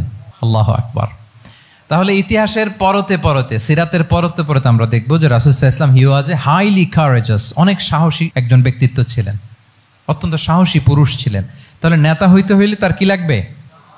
সাহসিকতা লাগবে, তার তো লিড দিতে হবে ফ্রন্ট লাইন থেকে। এবং কাপুরুষতা, ভীরুতা, এটা থেকে রাসূল সাল্লাল্লাহু আলাইহি ওয়াসাল্লাম পানা চেয়েছেন। আল্লাহুম্মা ইন্নী আউযু বিকা মিনাল হাম্মি ওয়াল হাযান ওয়া আউযু বিকা মিনাল আজজি ওয়াল কাসাল ওয়া আউযু বিকা মিনাল জুবনি ওয়াল বুখল। জুবন মানে কি? ভীরুতা, কাপুরুষতা। হে আল্লাহ, আমি ভীরুতা থেকে, কাপুরুষতা থেকে পানাহ চাই। আমরা যেন কাপুরুষ না হই, আমরা যেন ভীরু না হই, আমরা যেন সত্যের বীর সেনানী হয়ে আবু সাঈদের মতো এরকম দুই হাত প্রসারিত করে দাঁড়াতে পারি, ঠিক কিনা? এই যে কারেজাস আবু সাঈদ, হ্যাঁ, is the icon of courage of Bangladesh, কি বলেন? এই যে বুক টান টান করে যে হাত দুইটা প্রসারিত করে দাঁড়ালো, আল্লাহু আকবার, গোটা বিশ্ব এখন তাকে আইকনিক ফিগার হিসেবে মেনে নিস, কি বলেন? গোটা বিশ্ব তাকে চিনছে, তার জন্য দোয়া করছে। তাহলে courage, it's an essential leadership trade, এটা লাগবে প্রিয় ভাইয়েরা। আল্লাহ তাআলা এই কারেজ, এই সৎ সাহস দিয়ে আমাদেরকে ধন্য করুক। 7 নম্বরে হচ্ছে কনফ্লিক্ট রিজলভিং এবিলিটি, বিরোধ নিষ্পত্তি করার মতো যোগ্যতা থাকতে হবে নেতার। অর্থাৎ নেতা হইতে হবে এমন যে বিরোধকে নিষ্পত্তি করে দিতে পারে, মিটমাট করে দিতে পারে, ঝগড়া লাগলে মিটায়ে দিতে পারে। এটা গুরুত্বপূর্ণ কোয়ালিটি না নেতার জন্য, কি বলেন? রাসূল সাল্লাল্লাহু আলাইহি ওয়াসাল্লামের কিন্তু এটা ছিল, বিরোধ নিষ্পত্তি করা। রাসূল সাল্লাল্লাহু আলাইহি ওয়াসাল্লাম মক্কা থেকে মদিনায় যে 1 ঘন্টায় বছরের পর বছর চলে আসা যুদ্ধ, they use to fight each other, Aus and Khazraj, 1 ঘন্টায় যুদ্ধ থামাই দিয়েছেন। আল্লাহু আকবার। He was a very good mediator and arbitrator. রাসূল সাল্লাল্লাহু আলাইহি ওয়াসাল্লাম অত্যন্ত ভালো মধ্যস্থতাকারী ছিলেন, ভালো মধ্যস্থতাকারী তিনি ছিলেন। তিনি থামিয়ে দিতে পারতেন, বিরোধকে থামাতে পারতেন। আপনারা জানেন যে মক্কায় একবার সম্ভবত অগ্নিকাণ্ডের কারণে কাবা ঘর জ্বলে গিয়েছিল, ধ্বংস হয়েছিল, কিছু অংশ নষ্ট হয়ে গিয়েছিল। কাবাকে রিনোভেট করা হয়েছিল, ফলে কাবার একটা কর্নারে যে ব্ল্যাক স্টোন কর্নার, রুকনুল হাজারিল আসওয়াদ, হাজরে আসওয়াদ পাথরকে সরিয়ে রাখা হয়েছিল। এখন কাবা যখন পুনর্নির্মাণ শেষ, ওই হাজরে আসওয়াদ পাথরকে আবার তার জায়গায় রাখা হবে। কিন্তু কে রাখবে? সবাই রাখতে চায়, সব দলের নেতারা বলে আমরা রাখবো। এক দলের নেতা বলে যে আমি রাখবো, এটা অনেক very prestigious and dignified issue, এই প্রেস্টিজ আমরা কাউকে নিতে দিব না। আরেক দলের নেতা বলে না, আমাদের পাওয়ার বেশি, আমরা রাখবো। আরেক দলের নেতা বলে যে না, এটা আমাদেরই। আরেকজন বলে রক্তের গঙ্গা বইয়ে দিব মক্কায়, কিন্তু এই সম্মান হাতছাড়া হতে দেব না। এখন জাতীয় 4 নেতা গেছে 4 দিকে, সমাধান তো নাই। পাথর কয়টা? পাথর তো মাত্র একটা। ইন দ্য মিন টাইম রাসূল সাল্লাল্লাহু আলাইহি ওয়াসাল্লাম আসলেন। রাসূল সাল্লাল্লাহু আলাইহি ওয়াসাল্লামকে দেখেই সবাই হ্যাপি, সবাই বলে যা আমিনুন রাদিনা বি, এই তো আলামিন আসছে, ওই ফয়সালা করবে। আল্লাহ রাসূল সাল্লাল্লাহু আলাইহি ওয়াসাল্লাম বললেন কি হয়েছে? এই ঘটনা। জাতীয় 4 নেতা বলে এই পাথর নিয়ে তারা নিজেরা রাখবে, কাউকে দিবেন। রাসূল সাল্লাল্লাহু আলাইহি ওয়াসাল্লাম বললেন ঠিক আছে, একটা চাদর নিয়ে আসো। চাদর নিয়ে আসা হলো। এবার জাতীয় 4 নেতা চাদরের 4 কর্নার ধরে দাঁড়ালো। রাসূল সাল্লাল্লাহু আলাইহি ওয়াসাল্লাম নিজ হাতে হাজরে আসওয়াদ তুলে চাদরের মাঝখানে রাখলেন। এবার 4 নেতাকে বললেন আসো তোমরা আমার সাথে। তারা আগাতে লাগলো। কাবা ঘরের সামনে যখন আসলো, রাসূল সাল্লাল্লাহু আলাইহি ওয়াসাল্লাম নিজ হাতে, ওনার বরকতময় হাতে আবার হাজরে আসওয়াদ ধরে ঠিক জায়গায় মতো রেখে দিলেন। এতক্ষণ কিন্তু 4 নেতা কি বলছে? কাউরে ধরতে দিব না, কাউকে। কিন্তু এখন চাদরের কোনা ধরেই happy. This is called conflict resolving ability.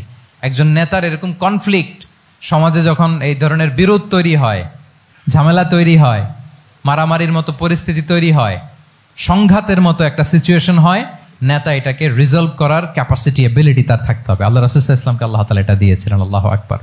শুধু বড় বড় জিনিস না, ছোট ছোট জিনিসও করতে হয়। লেটস সে নিজ দলের নেতা কর্মীদের মধ্যে মারামারি, নিজ দেশের ভেতরে মারামারি, দেশের সাথে প্রতিবেশী দেশের বিরোধ, রিজিওনাল সুপার পাওয়ার হলে আশেপাশের অনেকগুলো দেশের মধ্যে বিরোধ, আপনাকে নেতা হয়ে এগুলো মিটমাট করে দিতে হবে। সুপার পাওয়ার যদি হয়ে যান, গোটা বিশ্বের যেখানে ঝামেলা লাগে, দেখেন না বড় বড় মোড়লরা কি করে? ওই কাতারে বসে বসে ওই আফগানিস্তান, তারপর ওই ইসরায়েল, কাতার মিলাই দিচ্ছে, দেখেন না এগুলো নিউজে আপনারা? This is called conflict resolving ability. কনফ্লিক্টকে রিজলভ করতে জানতে হয়। রাসূল সাল্লাল্লাহু আলাইহি ওয়াসাল্লাম এরকম রাষ্ট্রীয় পর্যায়ে, বড় বড় সামাজিক পর্যায়ে, এমনকি ফ্যামিলি অ্যাফেয়ার্সের মধ্যে যত বিরোধ লাগতো রাসূল সাল্লাল্লাহু আলাইহি ওয়াসাল্লাম মিলাইয়া দিতেন। আল্লাহু আকবার। ফ্যামিলি কাউন্সিলিং, এজন্য প্রত্যেক ইমাম খতিবদের এই কাউন্সিলিং এর উপর ট্রেনিং নেওয়া দরকার। আমাদের পরিবারগুলো ভেঙে যাচ্ছে, পরিবারগুলো কি হচ্ছে, ভেঙে যাচ্ছে। আমি পশ্চিমা দেশে আমাদের অনেক স্কলারদের দেখেছি যারা ইমাম এবং খতিব, তাদের আলাদা করে উইকলি 7 ঘন্টা 8 ঘন্টা 10 ঘন্টা এরকম রাখতে হয় ফ্যামিলি কাউন্সিলিং এর জন্য। যাদের মধ্যে বিরোধ, হাজব্যান্ড ওয়াইফের ঝামেলা চলতেছে, উনি কাউন্সিলিং করে। এটা খুব জরুরি। আল্লাহ রাসূল সাল্লাল্লাহু আলাইহি ওয়াসাল্লাম এটা করতেন, সাহাবাদের মধ্যে করতেন, ইভেন নিজের স্ত্রীদের মধ্যেও করতেন। সহিহ বুখারীতে এসেছে ওনার স্ত্রীদের মধ্যে 2টা গ্রুপ ছিল। পজিটিভলি নেন, 2টা গ্রুপ, আবার এটা ওই গ্রুপ মনে করেন না। অর্থাৎ মানবিক কারণে সামান্য যে জেলাসি থাকে এক স্ত্রীর সাথে আরেক স্ত্রীর, এটা তো খুব স্বাভাবিক। ওই ওনাদের মধ্যে একসাথে তো অ্যাট এ টাইমে খুব সম্ভবত 9 জন স্ত্রী বেঁচে ছিলেন। হাফসা রাদিয়াল্লাহু তাআলা আনহাকে কেন্দ্র করে একটা গ্রুপ, আয়েশা রাদিয়াল্লাহু তাআলা আনহাকে কেন্দ্র করে একটা গ্রুপ। তাদের মধ্যে অনেক কথাবার্তা, কিছু মানবিক কারণে যেগুলো হয়, এটা কিন্তু ছিল। রাসূল সাল্লাল্লাহু আলাইহি ওয়াসাল্লাম প্রায় ওনাদেরকে নিয়ে বসে এগুলো রিজলভ করে দিতেন। ওনার নিজের কন্যা ফাতেমা রাদিয়াল্লাহু তাআলা আনহার সাথে আলী রাদিয়াল্লাহু তাআলা আনহার যদি মনোমালিন্যের ঘটনা ঘটতো, এগুলো উনি রিজলভ করে দিতেন। এবং খুব কাছাকাছি ছিল কিন্তু ঘর। যারা মদিনায় মাআরিদুস সিরান নাবাবিয়া ওগুলোতে গিয়েছেন, দেখবেন যে রাসূল সাল্লাল্লাহু আলাইহি ওয়াসাল্লামের ঘরের পাশে অন্যান্য স্ত্রীদের ঘরগুলো একটার পর একটা, পাশেই ফাতেমা রাদিয়াল্লাহু তাআলা আনহার ঘর। একবার তিনি দুপুরবেলা ফাতেমা রাদিয়াল্লাহু তাআলা আনহার ঘরে গেলেন, যে দেখেন যে ঘরে আলী রাদিয়াল্লাহু তাআলা আনহু নেই। তো জিজ্ঞেস করলেন যে আইনা ইবনু আম্মি, কোথায় আলী, কোথায়? তো বললেন যে কানা বাইনি ওয়া বাইনাহু শাই, আমাদের মধ্যে একটু ঝগড়াঝাটি হয়েছে আর কি, মনোমালিন্য হয়েছে। ফাগাদাবানি, উনি একটু রেগে গেছেন আমার উপর। ফাখারাজা ফালাম ইয়াকিল ইনদি, প্রত্যেকদিন খাওয়ার পরে তো এখানেই কাইলুলা করে, আজকার ঘরে কাইলুলা করে নাই, কই যেন চলে গেছে। তো কোথায় গেল? রাসূল সাল্লাল্লাহু আলাইহি ওয়াসাল্লাম লোক পাঠালো, খুঁজে দেখো আলী কোথায়। আলী রাদিয়াল্লাহু তাআলা আনহু উনি মনের কষ্ট নিয়ে মসজিদে নববীর মধ্যে শুয়ে আছেন। রাসূল সাল্লাল্লাহু আলাইহি ওয়াসাল্লাম খুঁজতে খুঁজতে মসজিদে নববীর ভেতরে গেলেন, দেখলেন যে উনি যে শুয়ে আছে, ওনার গায়ের জামাটা এক পাশে পড়ে আছে আর বালুর মধ্যে ওনার শরীর পড়ে আছে। তো উনি ডাকলেন, কুম ইয়া আবা তুরাব, কুম ইয়া আবা তুরাব, হে বালির বাবা আলী, বালির বাবা আলী, ওঠো ওঠো। মজা করে বললেন যে ইয়া আবা তুরাব, যেহেতু বালি লেগে আছে গায়ে, বালির বাবা আলী ওঠো। ওখান থেকে ধরে এনে ফাতেমা রাদিয়াল্লাহু তাআলা আনহার কাছে নিয়ে আসে, দুইজনকে পাশে বসিয়ে এই যে আবার মিটমাট। এটা ছিল রাসূল সাল্লাল্লাহু আলাইহি ওয়াসাল্লামের ডেইলি বেসিসে একটা অ্যাক্টিভিটি। কনফ্লিক্ট তিনি রিজলভ করে দিতেন। সহিহ বুখারীতে একটা অধ্যায় আছে কিতাবুস সুলহি ফিল বুখারীতে আছে কিতাবুস সুলহ, এটার নাম, অধ্যায়টার নাম হচ্ছে কিতাবুস সুলহ, মানে মীমাংসা করে দেওয়ার অধ্যায়। একটা পরিচ্ছেদ আছে, পরিচ্ছেদের নাম হচ্ছে বাবু কওলিল ইমামি লি আসহাবিহি ইযহাবু বিনা নুসলিহ বাইনাহুম। রাসূল সাল্লাল্লাহু আলাইহি ওয়াসাল্লাম প্রায় বলতেন যে আমাকে নিয়ে যাও, আমি মিলাই দিব। ঝগড়া ঝাঁটি মারামারির কথা শুনলে রাসূল সাল্লাল্লাহু আলাইহি ওয়াসাল্লামের বিখ্যাত ডায়লগ এটা। উনি বলতেন, আরে ঝগড়া, ইযহাবু বিনা, আমি আছি, আমার নিয়ে যাও, আমি মিলাই দিব। আমাকে নিয়ে যাও, আমি সংশোধন করে দিব। আল্লাহু আকবার। তাহলে কনফ্লিক্ট রিজলভিং এবিলিটি, এটা একজন নেতার থাকা চাই। 8 নম্বরে হচ্ছে visionary. A leader should be futuristic, সময়ের আগে চলতে পারা, এটা নেতার কাজ। He should see beyond the boundary, out of the box. তাকে আউট অফ দ্য বক্স চিন্তা করতে হবে। কর্মীরা যদ্দূর দেখে এরপর থেকে নেতা দেখা শুরু করবে, তখন সে হয়ে উঠবে নেতা। এটাকে বলে ভিশনারি। এই ট্রেটটা একটা লিডারশিপ ট্রেট, খুব গুরুত্বপূর্ণ লিডারশিপ ট্রেট, মানে ফারসাইটেডনেস থাকা, দূরদর্শিতা থাকা, ফিউচারিস্টিক অ্যাটিটিউডের হওয়া, সময়ের আগে চলতে পারা, মানে আগ থেকে আন্দাজ করতে পারা। রাসূল সাল্লাল্লাহু আলাইহি ওয়াসাল্লামের মধ্যে এটা ছিল। কেমন ছিল? ওনার 2-1টা উক্তি আমি কয়েকটা হাদিস শেয়ার করি। তিনি বলতেন, ইন্নাল্লাহা যাওয়ালি আল আরদা ফারাআইতু মাশআরিকাহা ওয়া মাগারিবাহা ওয়া ইন্না মুলকা উম্মতি সায়াবলুগু মুলকুহা মা যুবিয়ালি মিনহা। আল্লাহ তাআলা এই পৃথিবীটাকে ফোল্ড করে ছোট রেপ্লিকা বানিয়ে আমার সামনে তুলে ধরেছেন। ফারাআইতু মাশারিকাহা ওয়া মাগারিবাহা, আমি পৃথিবীর প্রাচ্য পাশ্চাত্য সবটুকুন দেখেছি। আর আমি যদ্দূর দেখেছি ঠিক তদ্দূর জায়গায় আল্লাহ তাআলা লা ইলাহার বাণী পৌঁছে দিবে। পৃথিবীতে এমন কোনো জায়গা আছে যেখানে লা ইলাহার ধ্বনি উচ্চারিত হয় না? এমন কোনো জায়গা নেই। তার মানে ফিউচারিস্টিক, সে 1400 বছর আগের কথা, যে পৃথিবীর আনাচে কানাচে কোথাও বাকি থাকবে না, সব জায়গায় ইসলাম পৌঁছে যাবে। অন্য জায়গায় বললেন, লা ইয়াবলাগান্না হাযাল আমরু মা বালাগাল লাইলু ওয়ান নাহার ওয়ালা ইয়াতরুকুল্লাহু বাইতা মাদার ওয়ালা ওয়াবার ইল্লা আদখালাহুল্লাহু হাযাদ দ্বীন। এই ইসলাম যেখানে দিন হয়, রাত হয়, পৃথিবীর যেখানে দিন রাত্রি সংঘটিত হয়, সব জায়গায় পৌঁছবে। এমন কোনো কাঁচা ঘর, পাকা ঘর, কোনো জঙ্গল, কোনো পাহাড়, কোনো ভূখণ্ড, এই পৃথিবীতে কোনো এমন কোনো জনপদ থাকবে না যেখানে ইসলামের বাণী পৌঁছবে না। সব জায়গায় পৌঁছে যাবে। আল্লাহু আকবার। তাহলে এটা হচ্ছে ফিউচারিস্টিক অ্যাটিটিউডের ব্যক্তিত্ব হওয়ার কারণে তিনি এমনটি বলেছেন। আগাম বুঝে ফেলতেন। আপনারা হুদাইবিয়ার সন্ধির কথা জানেন না? হুদাইবিয়ার ট্রিটির কথা শুনেছেন না? 1400 সাহাবা গিয়েছিলেন ওমরা করতে, ওরা ওমরা করতে দিবে না, সন্ধি করো। তো কি সন্ধি? বলে যে রসুল্লাহ লেখা যাবে না, মোহাম্মদ রসুল্লাহ, নো রসুল্লাহ, রসুল্লাহ কাটো। সাহাবিরা বলে আমরা কাটতে পারবো না। রাসূল ইসলাম বললেন না না কেটে ফেলো, কাটা হলো। এই বছর ওমরা করতে পারবো না, সাহাবারা বলে আমরা মানি না। রাসূল ইসলাম বললেন এটাও মেনে নাও। আগামী বছর আসবা ওমরা করতে, থাকতে পারবা মাত্র 3 দিন। কয়দিন? সাহাবিরা বলে অসম্ভব, এটা আমাদের ভূখণ্ড, আমরা যতদিন মনে চায় থাকবো। রাসূল ইসলাম বললেন না না, বাদ সেদনা, মেনে নাও। মক্কা থেকে কোনো লোক মদিনায় গেলে আমাদেরকে মক্কায় ফেরত দিতে হবে, কিন্তু মদিনা থেকে কেউ মক্কায় আসলে আমরা ফেরত দেব না। দেখছেন ক্লজগুলো, দেখছেন একটার পর একটা, সবগুলো কাফিরদের পক্ষে যায়। কোনো সাহাবা রাজি হচ্ছেন না, কিন্তু আল্লাহ রাসূল সাল্লাল্লাহু আলাইহি ওয়াসাল্লাম কি বলেন? মেনে নাও, রাজি। কারণ সাহাবারা তো অতটুক দেখতে পারতেছে না। বলেন 3 তালা উপর থেকে, 3 তালা ভবন থেকে একজন মানুষ যদ্দূর দেখে, 30 তালা ভবনের উপর থেকে কি ওইরকমই দেখে? পানোরামিক ভিউ দেখে, সে অনেক বড় করে দেখে। আর 3 তালার উপর থেকেই সামান্য কিছু দেখে। রাসূল সাল্লাল্লাহু আলাইহি ওয়াসাল্লাম অনেক দূর দেখতে পাচ্ছিলেন। তিনি চিন্তা করলেন কিছু বছর যদি আমাদের মধ্যে দাঙ্গা হাঙ্গামা যুদ্ধ বন্ধ থাকে, আমরা গ্লোবালি ইসলামকে ছড়াই দিতে পারবো। শান্তভাবে মদিনাতে একটা স্ট্রং ইসলামিক কমিউনিটি আমরা তৈরি করতে পারবো। আল্লাহু আকবার। এবং তিনি দেখতে পাচ্ছিলেন ইন্না ফাতাহনা লাকা ফাতহাম মুবিনা, এই হুদাইবিয়ার এই চুক্তি, যেটা আদতে অ্যাপারেন্টলি মনে হচ্ছে সব আমাদের বিপক্ষে যায়, আসলে এইটাই আমাদেরকে ভূমি ধস জয় এনে দিবে। আল্লাহু আকবার। এবং সেটাই হয়েছে। 9 নাম্বার হচ্ছে রেজিলিয়েন্স। এটা একটা চমৎকার লিডারশিপ ট্রেট। রেজিলিয়েন্স মানে সংকট কাটিয়ে ঘুরে দাঁড়াবার সামর্থ্য, মানে যাকে কেউ থামাতে পারে না। আনস্টপেবল, আনস্টপেবল, কোনো কিছু তাকে থামাতে পারে না। লেগে থাকার মানসিকতা, টিকে থাকার মানসিকতা, সহজে হার না মানা, আবার ঘুরে দাঁড়ানো, এটার বলে রেজিলিয়েন্স। এই ক্যাপাসিটি, এই কোয়ালিটি রাসূল সাল্লাল্লাহু আলাইহি ওয়াসাল্লামের মধ্যে ছিল। হি ওয়াজ আনস্টপেবল, হ্যাভিং আনবিলিভেবল সাবর। কোনো কিছু রাসূল সাল্লাল্লাহু আলাইহি ওয়াসাল্লামকে থামাতে পারে নাই। পেরেছে? বলেন পেরেছে কেউ থামাতে? ছোটবেলা থেকে স্ট্রাগল করে, একটার পর একটা স্ট্রাগল ফেস করে বড় হয়েছেন। জন্মের আগেই তো ওনার পিতাকে আল্লাহ তাআলা উঠিয়ে নিলেন। তার মানে বাবাকে নিজ চোখে এই দুনিয়াতে আমাদের প্রিয় নবীজি দেখে যান নাই। আল্লাহ রাসূল সাল্লাল্লাহু আলাইহি ওয়াসাল্লাম ওনার বাবাকে, পিতাকে দেখছেন? দেখেন নাই। ওনাদের আমেনা এবং আব্দুল্লাহ, ওনাদের সংসার ছিল মাত্র সপ্তাহখানেক, 1 সপ্তাহ সংসার। এই সপ্তাহখানেকের সংসারেই আল্লাহ তাআলা রাসূল সাল্লাল্লাহু আলাইহি ওয়াসাল্লামকে ওনার মায়ের পেটে পাঠিয়েছেন।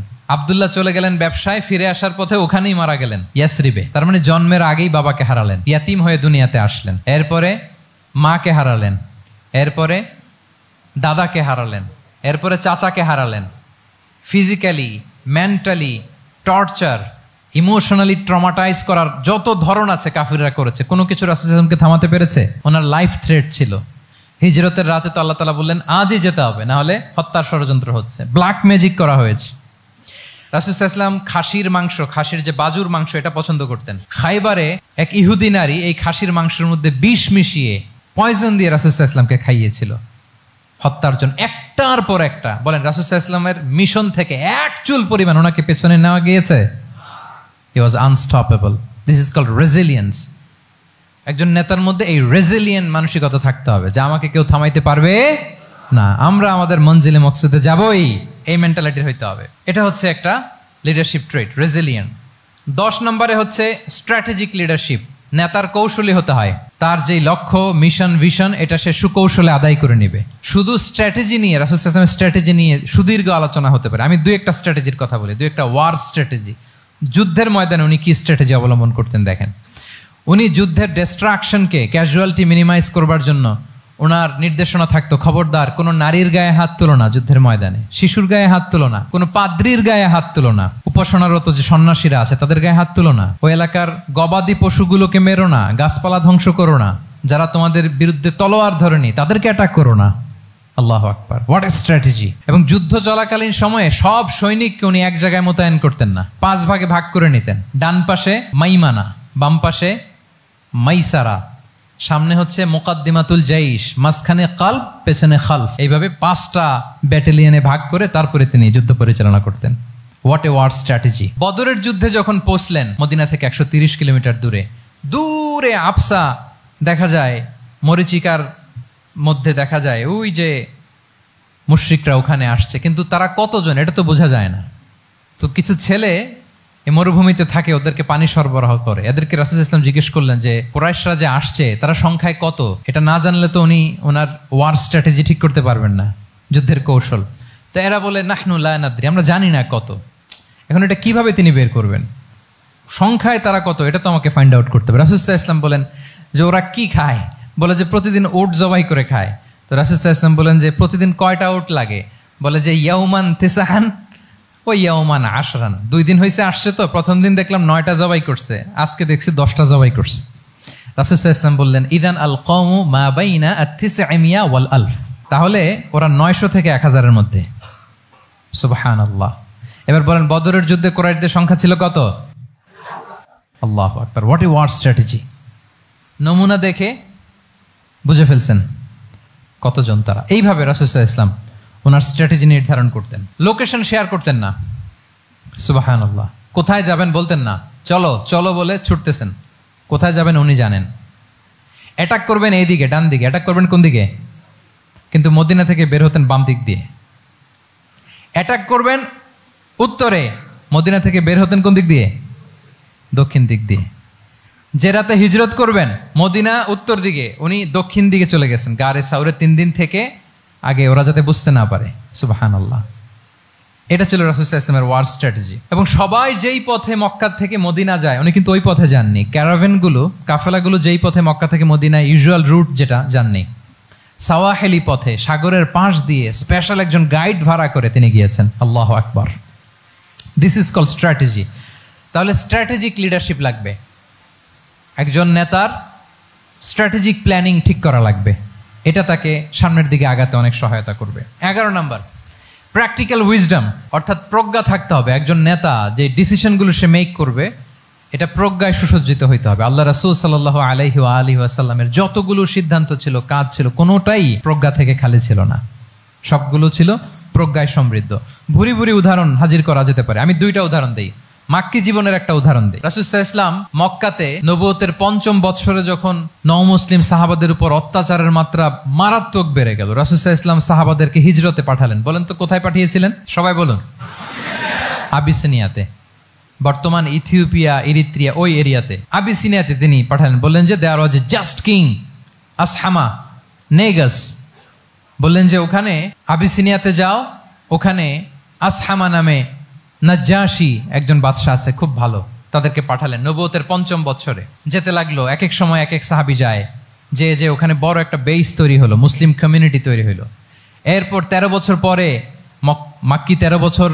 মাক্কি জিন্দেগির 13 বছর শেষ করে নবুয়তে রাসূল ইসলাম কোথায় চলে গেলেন? মদিনায়। মদিনায় যে রাসূল ইসলাম একটা ইসলামী স্টেট তিনি প্রতিষ্ঠা করলেন। 1ম হিজরি যায়, 2য় হিজরি যায়, একটার পর একটা যুদ্ধ যায়, মুসলিম কমিউনিটি বাড়ে, কমপ্লিট ইসলামিক স্টেট হয়ে যায়। কিন্তু ওই আবিসিনিয়া থেকে ওই গ্রুপ আর ফিরে না। নবুয়তের 5ম বৎসরে যে গ্রুপকে রাসূল সাল্লাল্লাহু আলাইহি ওয়াসাল্লাম জাফর ইবনে আবু তালেবের নেতৃত্বে আবিসিনিয়ায় পাঠিয়েছিলেন, তারা মদিনায় কোন হিজরিতে আসছে জানেন? এইটা যদি কেউ উত্তর দিতে পারে তাহলে বুঝবো he is very genius in সিরাত। 9ম, 7ম। মাশাআল্লাহ। কয়জন বলছে? এটা জানতেন কে কে? হাত তোলেন। মাশাআল্লাহ, অনেক জিনিয়াস আছে তো এখানে। হ্যাঁ, লটস অফ জিনিয়াস। মাশাআল্লাহ, মাশাআল্লাহ, তাবারাকাল্লাহ। জি, 7ম হিজরিতে এসেছিলেন জাফর ইবনে আবি তালেবের নেতৃত্বে। এখানে হিকমা, রাসূল সাল্লাল্লাহু আলাইহি ওয়াসাল্লামের উইজডমের ব্যাপারটা হচ্ছে, রাসূল সাল্লাল্লাহু আলাইহি ওয়াসাল্লাম আছেন মদিনাতে, একের পর এক কোরআনের আয়াত নাজিল হচ্ছে, আহকামগুলো সাহাবারা প্র্যাকটিস করতেছে, মসজিদে নববী হলো, ইসলামিক স্টেট হলো, বদরের যুদ্ধ হলো, উহুদ হলো, খন্দক হয়ে গেল, সব হয়ে যায়। কিন্তু ওনারা ফিরেন না কেন? ওনারা ফিরলেন সেই 7ম হিজরিতে খায়বার বিজয়ের পরে। এবং যেদিন জাফর ইবনে আবি তালেব আবিসিনিয়া থেকে সবাইকে নিয়ে ফিরলেন, রাসূল সাল্লাল্লাহু আলাইহি ওয়াসাল্লাম এত খুশি হলেন, উনি বললেন বিআইয়িহিমা আনা লা আদরি বিআইয়িহিমা আনা আফরাহ বিফাতহি খাইবার আও বিকুদুমি জাফর। আজকে কোনটাতে আমি বেশি হ্যাপি আমি জানি না, আমার ভাই জাফরকে পেয়ে নাকি খাইবার বিজয়ের কারণ। আমি কনফিউশনে পড়ে গেছি যে এইটাতে বেশি খুশি হইলাম নাকি ওইটাতে। এর কারণ হচ্ছে রাসূল সাল্লাল্লাহু আলাইহি ওয়াসাল্লাম অপেক্ষা করতেছিলেন যে মদিনা এই স্টেটটাকে আগে ইন্টারনাল এবং এক্সটার্নাল যত থ্রেট হতে পারে সবগুলো থেকে আগে সেফ জোন বানাতে হবে। এমনও হতে পারে মদিনা হাতছাড়া হয়ে যেতে পারে। মদিনা যদি হাতছাড়া হয়, মদিনা থেকেও যদি আমার হিজরত করা লাগে, আমি কই যাব? ওইটারে সেকেন্ড বেস, প্ল্যান বি হিসেবে রেখে দিছিলেন যে জাফর তুমি আইসো না, তুমি থাকো, নতুন নতুন যা আয়াত আসবে আমি সাহাবী দিয়ে এই বিধানগুলো পাঠাবো, ওখানে প্র্যাকটিস করতে থাকো, ইউ উইল বি ফাইন দেয়ার, থাকো, আশা লাগবে না। থাকতে থাকতে 7ম হিজরি পর্যন্ত, খন্দকের যুদ্ধের মাধ্যমে যখন কুরাইশদের 20 দাঁত ভেঙে দেওয়া হলো, 7ম হিজরিতে যখন খায়বার দুর্গ বিজয় হয়ে গেল, now Islam came as a regional super power. রাসূল ইসলাম বুঝলেন আর ইন্টারনাল থ্রেটও নাই, এক্সটার্নাল থ্রেটও নাই, এবার আর কোনো টেনশন নাই। জাফর ইবনে আবি তালেবকে চিঠি পাঠালেন, তিনি বিশাল বাহিনী নিয়ে মুসলিমদেরকে নিয়ে তিনি ব্যাক করলেন মদিনাতে। আল্লাহু আকবার। This is called wisdom, practical wisdom. রাসূল সাল্লাল্লাহু আলাইহি ওয়াসাল্লামের এইভাবে এমন কোনো সিদ্ধান্ত নাই যেটার পেছনে প্রজ্ঞা ছিল না, প্রত্যেকটা সিদ্ধান্ত ছিল প্রজ্ঞায় সুসজ্জিত। আমরা যদি মদিনার একটা উইজডমের কথা খেয়াল করি, খুব সংক্ষেপে বলি, মদিনাতে আল্লাহ রাসূল সাল্লাল্লাহু আলাইহি ওয়া আলিহি ওয়াসাল্লাম, মদিনার সোসাইটিতে মুনাফিক কারা বলেন তো? এটা কি রাসূল সাল্লাল্লাহু আলাইহি ওয়াসাল্লাম জানতেন না? জানতেন কিনা বলেন? এই জানাটা কি ধারণা বেজ, মানে মনে হয় ও মুনাফিক এরকম, নাকি গাইডেড বাই ওয়াহি, গাইডেড বাই রেভেলেশন? স্বয়ং আল্লাহ তাআলা জানিয়ে দিয়েছেন। এরপরও কোনোদিন রাসূল সাল্লাল্লাহু আলাইহি ওয়াসাল্লাম মানুষের সামনে কাউকে মুনাফিক বলে পরিচয় করিয়ে দেন নাই। মদিনার সোসাইটিতে কেউ জানতো না, বুঝতে পারতো আচরণ মুনাফিকের মতো, কিন্তু রাসূল ইসলাম কখনো বলেন নাই যে ও মুনাফিক। কখনো বলছেন? বলেন নাই। চিন্তা করছেন? আমরা তো কথায় কথায় ফেসবুকে মন মতো না হইলে কি লিখি? বেসড অন অ্যাজাম্পশন, আমার মন মতো হয় নাই, ও মুনাফিক। কিন্তু ওহী দ্বারা সুনিশ্চিত হয়েও রাসূল সাল্লাল্লাহু আলাইহি ওয়াসাল্লাম কাউকে মুনাফিক বলে অ্যাড্রেস করেন নাই। আল্লাহু আকবার। কেন করেন নাই? মুসলিম সাহাবারা চটে যাবে, মুনাফিকদেরকে হত্যা করবে। তখন মুশরিকরা, কোরাইশরা, ইহুদিরা কি বলবে? যে মুহাম্মদের অনুসারীরা একে অন্যকে হত্যা করে। কারণ মুনাফিকরা তো অন্য সাহাবীদের মতো তারাও মসজিদে নববীতে এসে রাসূল সাল্লাল্লাহু আলাইহি ওয়াসাল্লামের পেছনে নামাজ পড়তো। অ্যাপারেন্টলি দেখতে তো তারাও মুমিন, দেখতে তারাও কি মুমিন।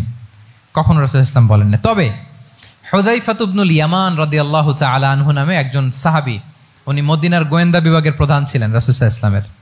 উনাকে বলে গিয়েছিলেন কারা কারা মুনাফিক, নামের লিস্টটা অ্যাজ এ রেফারেন্স শুধু ওনাকে বলেছিলেন, আর কাউকে বলেন নাই। এজন্য ওমরে ফারুক রাদিয়াল্লাহু তাআলা আনহু যখন মদিনার খলিফা, তখন তিনি কেউ মারা গেলে ওনাকে যখন জানাজার ইমামতির জন্য বলা হতো, উনি দেখতেন যে ওই জানাজায় হুযায়ফা গিয়েছে কিনা। যদি হুযায়ফা ইবনুল ইয়ামান ওখানে যেতেন, উনি ওই নামাজের ইমামতি করতেন। আর যদি দেখতেন ওইখানে হুযায়ফা নাই, ওইখানে ওমরও নাই রাদিয়াল্লাহু তাআলা আনহু, আল্লাহু আকবার, তিনি কৌশলে পাশ কাটিয়ে বলতেন অন্য কেউ এই নামাজের ইমামতি করে দাও, আমি যাব না। আল্লাহু আকবার। তাহলে রাসূল সাল্লাল্লাহু আলাইহি ওয়াসাল্লামের উইজডম দেখেন, তিনি কমিউনিটির মধ্যে ইউনিটি ধরে রাখার জন্য কখনো মুনাফিকদের নাম বাই নেম তাদেরকে চিনতেন, কখনো ডিসক্লোজ করেন নাই। আল্লাহু আকবার। This is called wisdom. 12 number হচ্ছে, লাস্ট পয়েন্ট হচ্ছে succession management. A good leader produces a good leader, a true leader produces a true leader. একজন ভালো নেতা সে ভালো নেতা তৈরি করে, কি বলেন? একজন যোগ্য নেতা আরো যোগ্য উত্তরসূরি তৈরি করে, ঠিক কিনা বলেন? আমি শুধু নেতা, নেতৃত্বের সব গুণ আমার মধ্যে খালি হাবুডুবু খায়, আমি কাউরে নেতা বানাইতে পারলাম না, তো আমি চলে যাওয়ার পরে আমার দল চালাবে কে? আমার দেশ চালাবে কে? এই উম্মাহকে নেতৃত্ব দিবে কে? রাসূল সাল্লাল্লাহু আলাইহি ওয়াসাল্লাম নিজে যেমনি অনুসরণীয় নেতা ছিলেন, অনুকরণীয় নেতৃত্ব দিয়েছেন, তিনি এরকম নেতৃত্ব তৈরিও করে গিয়েছেন, ঠিক কিনা বলেন? আল খোলাফা আর রশিদিন আল মাহদিন, তাদের কথা যদি খেয়াল করেন, আবু বকর রাদিয়াল্লাহু তাআলা আনহুর ব্যাপারে তো ওনার প্রচ্ছন্ন কিছু ইঙ্গিতও ছিল। ওনার অবর্তমানে নামাজ পড়িয়েছে কে মসজিদে নববীতে? আবু বকর রাদিয়াল্লাহু তাআলা আনহু। ওনার হজ পালনের আগে হজের জন্য পাঠিয়েছিলেন কাকে? নবম হিজরিতে আবু বকর রাদিয়াল্লাহু তাআলা। এগুলো ছিল প্রচ্ছন্ন ইঙ্গিত। এবং সাকিফায়ে বনু সাঈদাতে ওমরে ফারুক বললেন যে আপনাকেই আমরা নেতা মানি, সবাই এক বাক্যে মেনে নিল। আজও ওই জায়গাটা মসজিদে নববীর এক পাশে সাকিফায়ে বনু সাঈদার বড় সাইনবোর্ড আছে, ওখানে বিকেলবেলা আনসারী সাহাবারা বসে গল্প করতেন। ওই জায়গাতে আবু বকর রাদিয়াল্লাহু তাআলা আনহুর খলিফা নির্বাচনের ব্যাপারটা ঘটেছিল। উনি ওসিয়ত করে গিয়েছিলেন ওমরে ফারুক রাদিয়াল্লাহু তাআলা আনহু খলিফা হবেন। ওমরে ফারুককে যখন অ্যাসাসিনেশন করা হলো, উনি একটা প্যানেল করে দিয়ে গেলেন। সেখান থেকে ওসমান রাদিয়াল্লাহু তাআলা আনহু হলেন। ওসমান রাদিয়াল্লাহু তাআলা আনহুর হত্যা পরবর্তী উদ্ভূত পরিস্থিতিতে আলী রাদিয়াল্লাহু তাআলা আনহু হলেন। একজনের চেয়ে আরেকজন শ্রেষ্ঠ, একজনের চাইতে আরেকজনের মানাকিব অসাধারণ, অসাধারণ। এই যে নেতৃত্ব রাসূল সাল্লাল্লাহু আলাইহি ওয়াসাল্লাম এটা জীবদ্দশায় তৈরি করেছেন। যার যেখানে ক্যাপাসিটি দেখেছেন তাকে ওই দিকে উদ্বুদ্ধ করেছেন। যার মধ্যে যুদ্ধের ব্যাপারে জ্ঞান দেখেছেন তাকে যুদ্ধের সেনাপতি বানিয়েছেন। Khalid bin Walid, chief of the Muslim military, মুসলিম বাহিনীর সেনাপ্রধান ছিলেন কে? খালিদ বিন ওয়ালিদ। ওনার দিয়ে কখনো কবিতা লিখতে পাঠাইছেন রাসূল সাল্লাল্লাহু আলাইহি ওয়াসাল্লাম, কিন্তু হাসান বিন সাবিতকে দিয়ে কি করছেন? শুধু কি কবিতা লেখানো, ওনার মিম্বরের পাশে মসজিদে নববীতে আরেকটা মিম্বর বানাই দিয়েছেন, স্টেজ, যে তুমি এখানে দাঁড়িয়ে এমন জ্বালাময়ী কবিতা লিখবে যেন গুজবাম হয় মুসলমানদের, জেহাদের ময়দানের জন্য ঝাঁপিয়ে পড়ে। তাহলে খালিদ বিন ওয়ালিদকে দিয়ে এক কাজ করিয়েছেন, হাসান বিন সাবিতকে দিয়ে আরেক কাজ করিয়েছেন। মুআয ইবনে জাবাল রাদিয়াল্লাহু তাআলা আনহু প্রশাসনিক কার্যক্রম ভালো বুঝতেন। মদিনা রাষ্ট্রের সবচাইতে বড় সিনিয়র আমলা ছিলেন মুআয ইবনে জাবাল, ইয়ামানের গভর্নর করে পাঠিয়েছেন। ওনার এটাতে যোগ্যতা ছিল। যার যেখানে তিনি প্রতিভা দেখেছেন ইসলামের কল্যাণে রাসূল সাল্লাল্লাহু আলাইহি ওয়াসাল্লাম ওই প্রতিভাগুলোকে কাজে লাগিয়েছেন। এইভাবে ওনার সাকসেশন ম্যানেজমেন্টকে উনি গড়ে তুলেছেন। ফলে ওনার পরবর্তীতে বছরের পর বছর ইসলামী নেতৃত্বের হাল ধরতে মুসলিম উম্মার বেগ পেতে হয় নাই, ঠিক কিনা বলেন? তাহলে এ good leader, a true leader produces a good leader. একজন সফল নেতা সে এরকম আরো অনেক সফল নেতৃত্ব তৈরি করে যায়, তাহলেই তার নেতৃত্ব সামনের দিকে আগাতে থাকে।